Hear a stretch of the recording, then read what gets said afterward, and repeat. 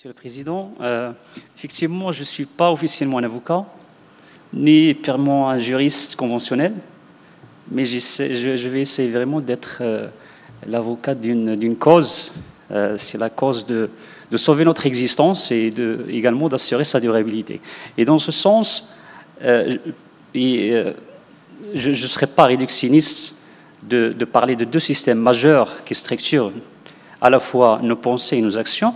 Ce sont les systèmes socio-écologiques. Et vous avez remarqué que je n'ai pas indiqué ni système économique, ni système politique, ni système juridique, parce que je crois que le système social englobe tous ces composants et en face d'un système écologique avec lequel on doit interagir de manière constructive et viable. Donc, je vais, à travers ma communication, répondre à une question très simple, puisque cette rencontre se focalise bien sûr sur la thématique du passage à l'Anthropocène. Comment assurer la viabilité et la résilience des systèmes socio-écologiques à l'ère du changement global et de l'Anthropocène. Je rappelle que l'activité humaine a beaucoup imprimé, bien sûr, la géologie de la planétaire ces derniers siècles et surtout ces dernières décennies. Et il se mesure par un ensemble d'indicateurs que je ne vais pas bien sûr rappeler ici parce que c'est trop consommé. Mais il faut savoir que les preuves de l'impact anthropique sont maintenant scientifiquement confirmées à travers l'élévation des niveaux de mer, les changements biologiques, les changements des océans, les changements physiques des continents, ainsi que d'autres marqueurs qui ont apparu à partir du milieu du XXe siècle, comme par exemple des microplastiques, des pesticides, du béton, au mieux des éléments radioactifs. Donc, l'une des caractéristiques majeures de l'ère anthropocène, c'est la capacité de l'homme à occuper, à transformer la planète à un rythme toujours plus rapide, avec une intensité plus importante et des conséquences complexes et incertaines. Donc apparaît la notion de crise globale qui a été évoquée, bien sûr, depuis hier. Et c'est une crise qui nous amène, pas par choix, mais par obligation, à repenser entièrement nos référentiels.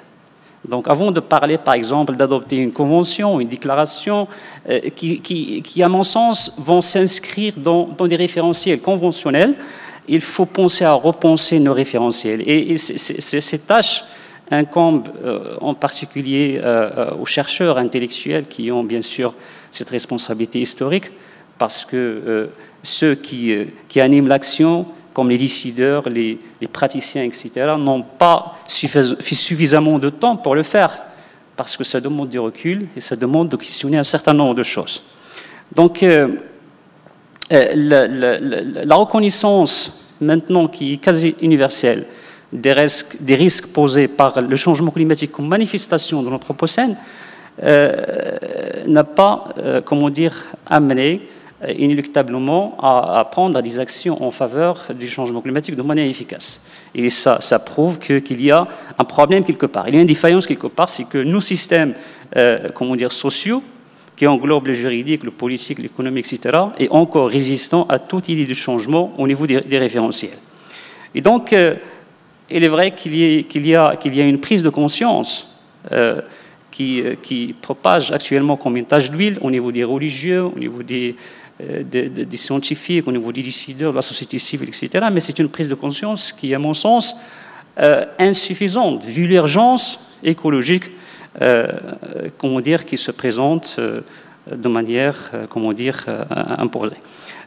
L'accord politique de Paris qui a été adopté, bien sûr, qui reste un pas en avant, bien sûr, dans le sens de résoudre le changement climatique, c'est un accord qui reste, bien sûr, très imparfait, parce qu'il émane de ces référentiels conventionnels qui sont basés sur la culture de consumérisme, sur la culture de garantir au capitalisme une longue vie, sur la culture de traiter l'environnement et la nature comme un opposant, et on garde une ligne de démarcation entre ces différents niveaux, et ces lignes de démarcation ne sont pas bien sûr justifiées parce qu'on n'est pas en train de concilier des aspects qui sont exclusifs, à savoir l'humain, la nature, l'environnement, etc. Mais on est en train de traiter tout un système qu'on peut appeler biosphère. La biosphère, où se concentre la vie, c'est un concept que je trouve vraiment très pertinent pour revoir nos référentiels. La somme de la nature et de la culture procède des interactions réciproques qui unissent les êtres vivants au sein de la biosphère.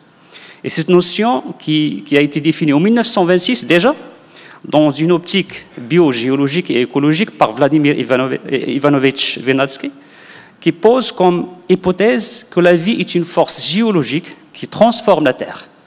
Il est le premier à envisager scientifiquement l'impact de l'activité humaine sur le climat, déjà en 1926, à une époque où l'on pensait que les ressources naturelles étaient dotées de capacités de régénération inépuisables.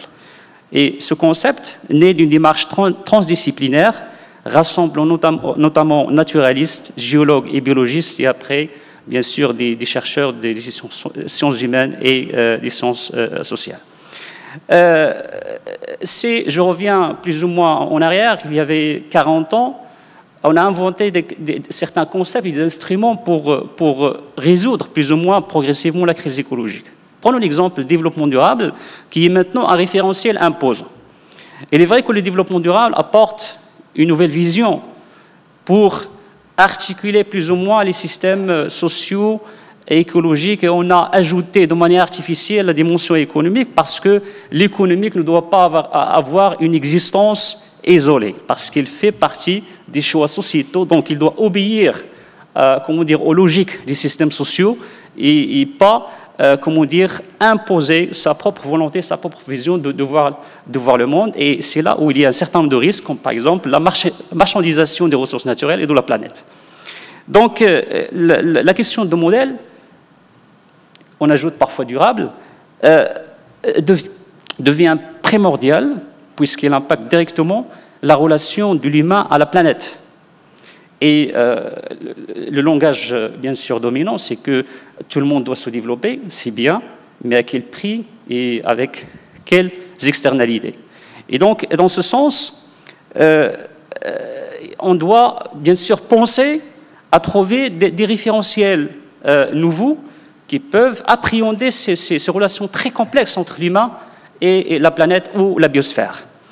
Et donc, la proposition qui a été proposée par un ensemble de chercheurs, un groupe de chercheurs auquel j'appartiens, appelle à reconnecter l'homme à la biosphère, d'entamer un travail de reconnexion.